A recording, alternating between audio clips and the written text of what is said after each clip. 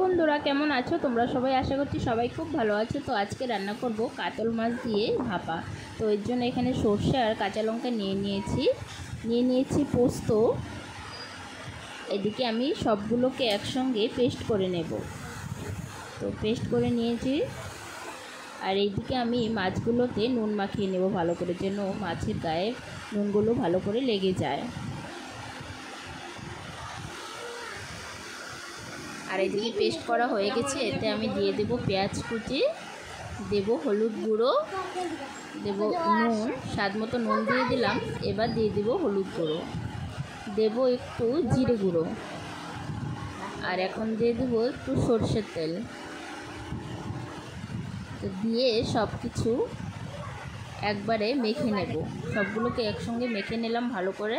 এখন একটা টিফিন বক্সে ভালো করে সাজিয়ে দেবো মাছগুলো আর সেই পেস্ট করা সর্ষে, কাঁচা লঙ্কা আর পোস্ত। আর দেখো, এদিকে সর্ষের তেল দিয়ে দিলাম উপরে, আর দিয়ে দিলাম কাঁচা লঙ্কা কয়েকটা। আর টিফিন বক্সটা এখন ঢাকা দিয়ে দেবো। এদিকে কড়াইয়ে আমি জল দিয়ে দিয়েছি পরিমাণ মতো।